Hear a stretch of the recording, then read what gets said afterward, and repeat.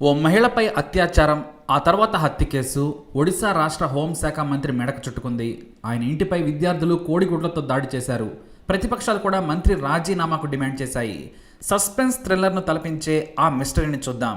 ఒడిశా కలహందీలోని మహాలింగ్లో ప్రఖ్యాత sunshine English medium school ఉంది. ఈ స్కూల్కు మంచి పేరు ప్రఖ్యాతులు ఉన్నాయి. మంచి విద్యను అందిస్తారని పేరెంట్స్ కూడా సంతృప్తిని వ్యక్తం చేస్తారు. ఫీజులు సైతం వేలల్లో వసూలు చేస్తారు. పైగా ఆ పాఠశాలకు ఆట స్థలం కూడా కావాల్సినంత ఉంది. ఇప్పుడు ఏకంగా చిన్న స్పోర్ట్స్ స్టేడియం కూడా నిర్మిస్తూ ఉన్నారు నిర్వాహకులు.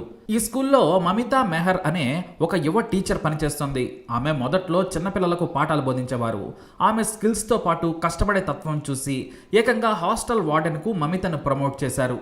అయితే ఈ ప్రమోషన్పై మమిత కూడా షాక్ అయింది. ఇది రిస్క్తో కూడుకున్న పోస్ట్. పైగా రోజుకు 18 గంటలు పనిచేయాలి, కానీ జీతం కూడా అలాగే ఇస్తారు.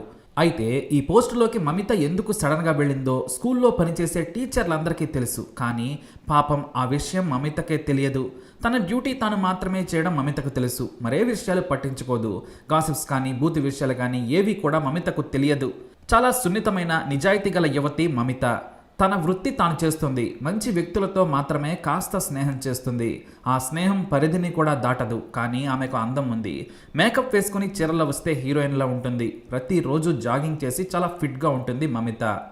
ఇక స్కూల్ యాజమాన్యం తనకు పెద్ద బాధ్యతను అప్పచెప్పిందనే సంతోషంతో మమిత హాస్టల్ వార్డెన్గా పనిచేయడం మొదలుపెట్టింది. ఉదయం 5 గంటలకే స్కూల్కి వెళ్ళి రాత్రి పిల్లలు పడుకున్నాకే ఇంటికి వచ్చేది. కానీ కొన్ని రోజుల తర్వాత అసిస్టెంట్ వార్డెన్తో పాటు ఆమెను కూడా హాస్టల్లోనే పడుకోవాలని ఒత్తిడి చేశారు. అయితే అది ఆమెకు నచ్చలేదు. అసలు ఈ వ్యూహం వెనుక ఎవరున్నారో స్కూల్లో చాలామందికి తెలుసు.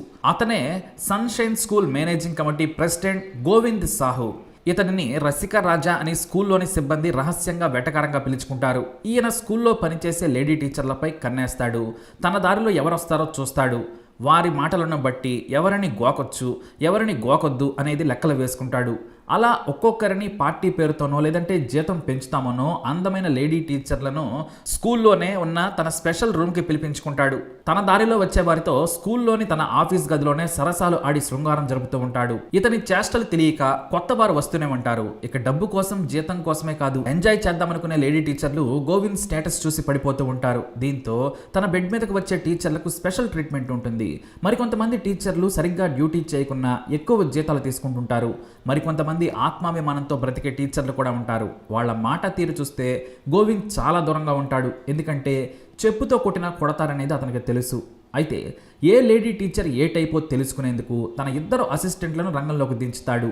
వాళ్ళు కొత్తగా వచ్చిన లేడీ టీచర్ల దగ్గరకు వెళ్ళి ఎండి గారు మిమ్మల్ని రమ్మంటున్నారంటూ టీచర్లతో మాట్లాడిస్తారు.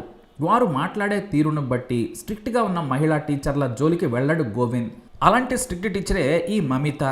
ఆమె దగ్గర అందం, అనుకువ, నిజాయితీ అన్నీ ఉన్నాయి. మధ్యతరగతి కుటుంబం నుంచి వచ్చిన ఉద్యోగం కోసం ప్రాణమిచ్చే మనిషి. పైగా పెళ్లి కాలేదు. అందుకే చిన్న వయసులోనే కష్టపడి కార్పొరేట్ స్కూల్లో జాబ్ కొట్టే వరకు ఎదిగింది. కానీ గోవింద్ సాహుకు పోయే కాలం వచ్చిందో లేదంటే కామపిచ్చి పెరిగిందో కానీ మమిత మీద కన్నేశాడు. ఆ విషయం పాపం ఆమెకు తెలియదు. ఎన్నిసార్లు గోవింద్ ఆమెతో చనువుగా మాట్లాడినా మమిత ప్రొఫెషనల్గా సమాధానమిచ్చి వెళ్లిపోయేది. మమిత ప్రవర్తనతో ఖచ్చితంగా ఆమె ఇంకా కన్యేనని గోవింద్ బలంగా నమ్మేశాడు. అందుకే హాస్టల్లో ఉంచి చీకటి పడే వరకు స్కూల్లోనే ఉండమని తన గదికి పిలిపించుకున్నా సరే అతను అడిగిన ప్రశ్నలకు నిమిషంలో సమాధానం చెప్పి వెళ్లిపోయేది. బాస్గానే గోవింద్ను చూసేది. కానీ ఈ కామపిశాచికి మమితను అనుభవించాలనే కోరిక రోజు రోజుకి పెరిగిపోతుంది. మమిత లాంటి కన్యను అనుభవించాలనుకున్నాడు. ఇతనికి సొంత తమ్ముడున్నాడు. అతను కూడా జూనియర్ కామపిశాచి. అన్న కోసం టీచర్లతో మాట్లాడి శృంగారం కోసం పంపిస్తుంటాడు. ఛాన్స్ ఉంటే తాను అనుభవిస్తాడు. వీడో రకం, ఆడో రకం. అయితే ఈ గ్యాప్లో మమితతో చనువు తీసుకుని మాట్లాడాడు గోవింద్ సాహు తమ్ముడు. వెంటనే మరో ఆలోచన లేకుండా బాసు అయితే స్కూల్ వరకే, నాతో సరిగ్గా మాట్లాడటం నేర్చుకో, లేదంటే నేను నేర్పిస్తానని రెబల్లా సమాధానం ఇచ్చింది మమిత. దీంతో ఎండి తమ్ముడు సుస్సు పోసుకున్నాడు. ఇదే విషయాన్ని తన అన్నకు కూడా చెప్పాడు.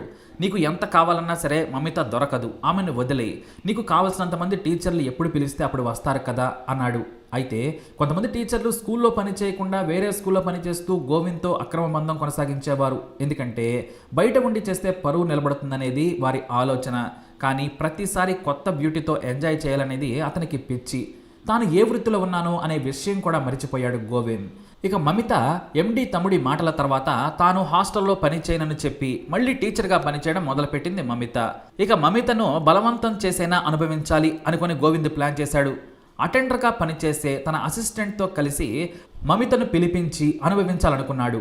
ఆ తర్వాత ₹1,00,000 మొహాన కొడితే తీసుకుని వెళ్ళిపోతుందని చీప్గా ఆలోచించాడు. కానీ మమిత క్యారెక్టర్ కోసం ప్రాణాలిచ్చే టైపు. ₹1,00,00,000 ఇచ్చినా సరే గోవింద్ దగ్గరకు వెళ్ళదు. ఇది తెలియకుండా ఒక మహిళా క్యారెక్టర్ను తక్కువ అంచనా వేశాడు గోవింద్. అక్టోబర్ 8, 2021న సాయంత్రం అర్జెంటుగా స్కూల్కు రావాలని మమితను పిలిచాడు గోవింద్. హాస్టల్ లెక్కలు సరిచేయాలి, నువ్వు ఉన్నప్పుడు కొన్ని లెక్కలు మిస్ అయ్యాయి, రమ్మన్నాడు. కానీ తాను ఇంటికొచ్చాను, నేను రాలేనని చెబితే కారు పంపిస్తానన్నాడు గోవింద్. స్కూల్ సమయం కానప్పుడు కారులో వెళితే తప్పుగా అనుకుంటారని, అవసరం లేదని చెప్పి మరీ బస్సులోనే వెళ్ళింది. తన ఇంటి నుంచి స్కూల్కు కేవలం 8 కిలోమీటర్ల దూరం.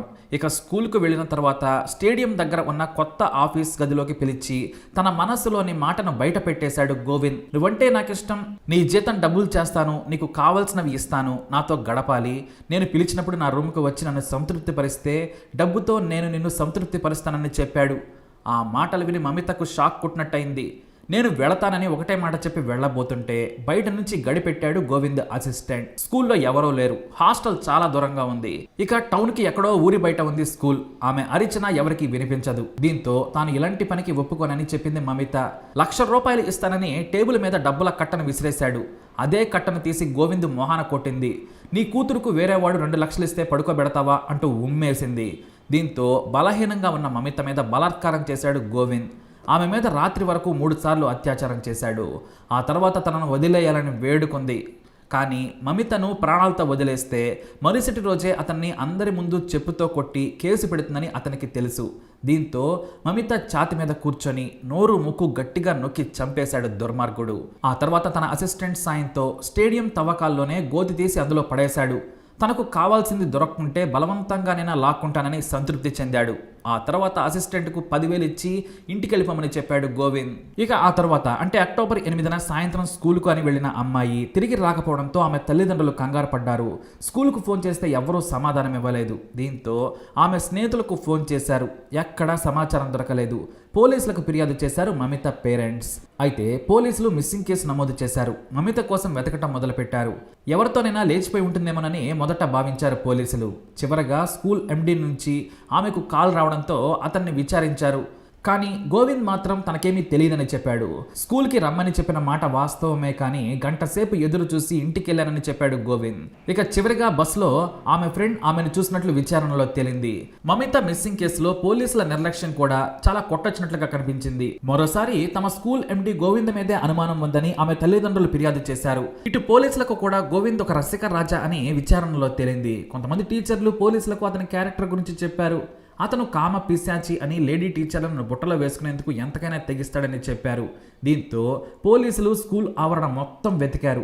చివరిగా స్కూల్ కొత్తగా నిర్మిస్తున్న స్టేడియం పరిశీలించగా ఒక చోట కొత్తగా తవ్వి పూడ్చినట్టు కనిపించింది. అక్కడ తవ్వి చూడగా కుళ్ళిపోయిన శవం కనిపించింది. కానీ ఆమె మెడలోని బంగారం, ఫోన్, పర్స్ కూడా అదే గోతిలో దొరకడంతో అవి మమతవేనని ఆమె పేరెంట్స్ పోలీసులకు చెప్పి గుర్తించారు. దీంతో గోవింద్ను అక్టోబర్ 17 ఉదయం అదుపులోకి తీసుకున్నారు.